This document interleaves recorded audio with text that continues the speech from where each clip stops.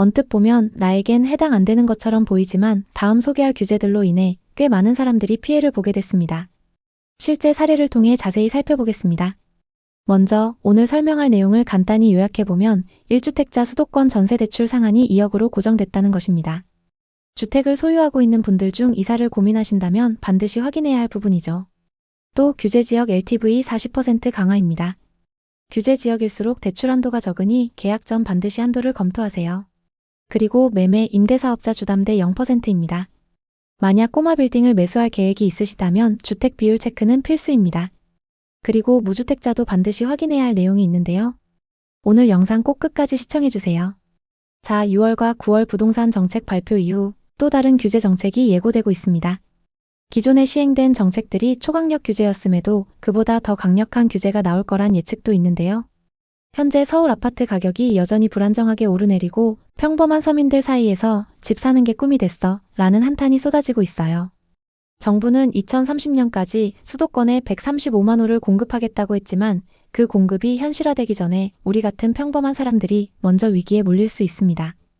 오늘 이 영상에서는 이 복잡한 규제 속에서 가장 피해를 입을 사람들이 누구인지 그리고 지금 당장 체크해야 할 사항들은 무엇이 있는지 하나씩 풀어가겠습니다. 또 제가 직접 목격하거나 들은 실제 사례를 자세히 공유할게요. 이 영상 끝까지 보시고 나면 여러분의 부동산 계획이 달라질지도 몰라요. 먼저 정부 대책의 배경부터 짚어보죠. 올해 초부터 서울 집값이 10% 넘게 치솟았어요. 특히 한강변 지역에서 신고가 거래가 쏟아지며 정부가 더 이상 가만두지 못하고 여러 가지 정책을 내놓은 겁니다. 표면적으로는 주택 공급을 늘리겠다고 표현했어요. 매년 27만 호 착공, 총 135만 호 공급을 목표로 한다고 했죠. 공공택지 개발과 재건축 규제 완화로 일기 신도시를 부활시키겠다는 계획도 포함되어 있습니다. 공급 정책을 보면 부동산 시장이 안정화될 것으로 보입니다. 공급이 늘면 자연스럽게 가격이 안정될 테니까요. 하지만 진짜 핵심은 금융 규제입니다. 정부가 투기 수요 억제를 명분으로 대출 기준을 역대급으로 강화했어요. 가계부채가 1,900조 원을 돌파했고 전세 대출만 200조 원에 달했거든요. 이게 부동산 과열의 주범이라고 판단한 거죠. 이번 대책으로 LTV와 DSR을 더 세게 조였습니다. 자, 그 중에서도 가장 충격적인 변화부터 설명드리겠습니다. 바로 1주택 보유자의 전세 대출 한도 축소입니다. 핵심은 이겁니다. 수도권 규제지역에서 전세를 구하려는 1주택자는 대출 가능 금액이 2억 원으로 일괄 제한됐어요. 여기서 첫 번째 사례를 공유할게요. 제 구독자분이 겪은 실제 이야기입니다. 이름은 이준호 씨. 40대 초반 직장인입니다. 준호 씨는 얼마 전 경기도에 아파트 한 채를 매수했어요. 급매물이 나와서 기회라고 생각했죠. 매수한 집은 전세를 주고 본인과 가족들은 다른 집에서 전세로 살 계획이었어요. 아이의 중학교 입학을 앞두고 학군 좋은 곳으로 이사하려 했죠. 전세 보증금 5억 원대 아파트를 물색하며 아파트를 매수하고 남은 자본에 추가로 3억 정도를 빌려서 계약하려고 했죠. 이사 비용과 부대 비용까지 계산해보니 충분할 거라는 결론이 나왔고 계약금까지 냈습니다. 그런데 9월 7일 대책 발표 후 은행에 문의하니 한도는 최대 2억입니다. 나머지 1억은 자부담하세요 라는 답이 돌아왔어요. 준호 씨는 급히 주식을 팔아서 1억을 모으려 했지만 손실 금액이 1,500만 원을 넘었습니다. 하지만 계약금을 포기하는 것보단 주식을 정리하는 게 손해가 덜했기 때문에 울며 겨자 먹기로 주식을 정리했습니다. 준호 씨는 제게 왜 우리 같은 실수요자가 피해를 봐야 하나요? 부동산 투기하는 것도 아닌데 이사조차 어렵게 하네요 라고 하소연했어요. 이처럼 전세 대출 한도가 줄어들면서 이사 계획이 있는 1주택자들이 가장 위험합니다. 9월 8일 이전 계약이라면 연장 시 기존 한도를 유지할 수 있지만 증액이나 신규 이사면 2억 원 제한이 적용돼요. 과거보다 많이 줄어든 거예요. 이전엔 보증 종류나 은행에 따라 3억까지도 가능했죠. 예를 들어 서울에서 전세 보증금 4억짜리 집을 계약할 때 대출 3억에 나머지 1억을 현금으로 메웠다면 이제는 대출 2억에 현금 2억이 필요해요. 1억 원을 추가로 마련해야 하는 거죠. 이게 왜 큰일이냐면 정부 통계에 따르면 수도권 1주택자 중 전세 대출 이용자의 30%가 2억을 초과해 빌리고 있기 때문입니다. 평균을 내보면 이번 규제로 각각 6,500만 원 정도씩 한도가 줄어들게 됩니다. 자녀 교육이나 직장 이동으로 이사해야 하는 분들에게는 청천벽력 같은 소식이죠. 예를 들어 서울의 아파트를 가진 1주택자가 다른 지역으로 이사하려 한다고 가정해 보겠습니다. 전세 보증금 4억 집을 계약했다면 이제 대출 2억에 현금 2억이 필요해요. 과거엔 대출을 3억까지 받고 현금은 1억이면 됐지만 이제 현금을 2억이나 마련해야 하니 가계 재정이 흔들릴 수 있죠. 이 규제의 핵심은 전세를 끼고 매매하는 방식인 갭 투자를 차단하려는 거예요.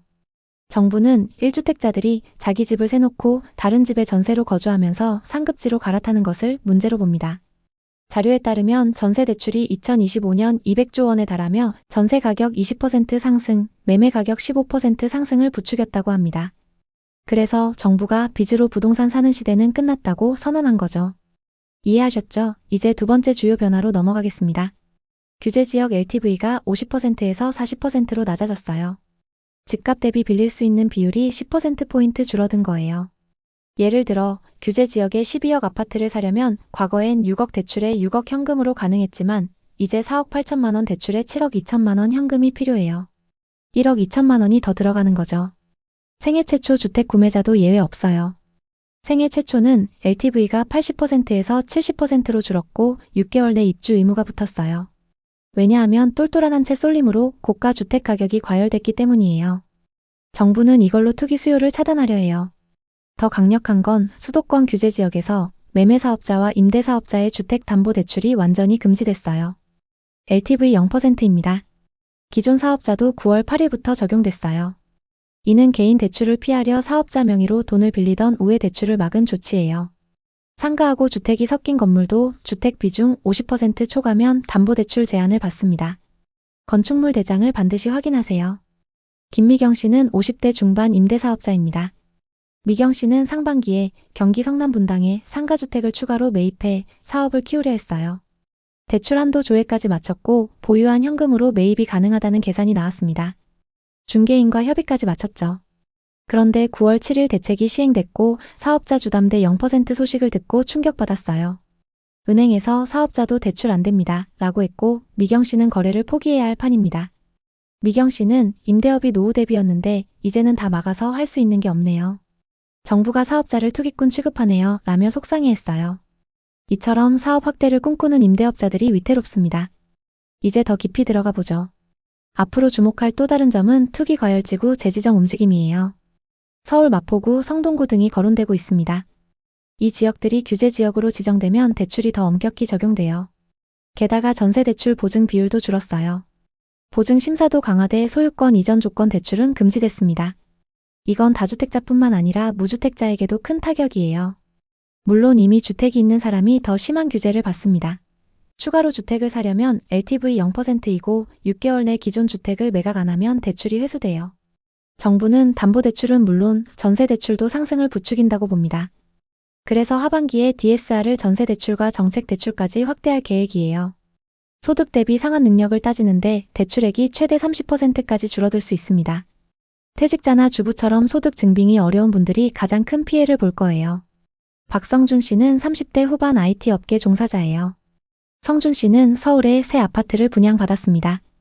로또 당첨이라고 좋아하면서 입주 시점에 전세를 줄 생각이었어요.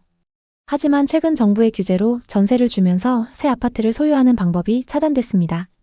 곧 입주를 앞두고 있는데 전세 대출까지 막히면서 임차인이 안 구해지고 있습니다.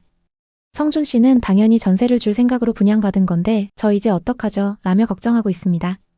주변에선 부동산은 무조건 오른다 했지만 임차인을 구하지 못해서 계약이 파기될 위기에 놓였습니다. 최근 신축 분양 아파트에서 이런 사례가 많이 발생하고 있습니다. 정부는 왜 이렇게 돈줄을 죄는 걸까요? 바로 가계부채 폭증 때문이에요. 2025년 주택담보대출과 전세대출이 수백조 원으로 매우 심각합니다. 정부는 이게 집값 상승의 원인이라고 보고 있습니다. 그래서 대출 규제부터 시행한 거죠. 게다가 하반기 추가 정책이 예고되어 있습니다. 아직 확정된 건 아니지만 주담대 한도를 6억에서 4억으로 낮출 가능성이 있고 15억 초과주택 대출 금지도 말이 나오고 있어요. 게다가 소득에 대한 한도도 조정하면 연소득 1억인 사람 기준 한도는 기존 대비 최대 1억 5천만 원까지 줄어들게 됩니다. 정부는 실수요자 보호를 내세우지만 점점 내 집 마련 문턱이 높아질 거예요. 공급 확대는 좋지만 완공까지 오랜 시간이 걸리니 그 사이 시장 불안이 커질 수 있어요. 오늘 내용을 정리해보면 먼저 1주택자 수도권 전세대출 상한이 2억으로 고정됐다는 것입니다.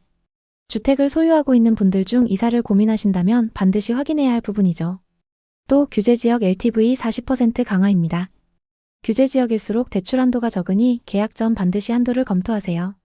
그리고 매매 임대사업자 주담대 0%입니다. 만약 상가주택 매수 계획이 있으시다면 주택 비율 체크는 필수입니다. 요즘 부동산 시장이 빠르게 변화하고 있습니다. 하지만 이럴수록 모르면 더 위험해요. 미리 대비하면 피해를 줄일 수 있어요. 앞으로도 영상을 통해 부동산 투자 실패 안 하는 방법을 계속 공유드리겠습니다. 오늘 이야기 어떠셨나요? 오늘의 이야기에 공감하셨다면 구독과 좋아요를 눌러주세요. 오늘도 시청해주셔서 감사합니다. 다음 편엔 더 좋은 내용으로 찾아뵙겠습니다.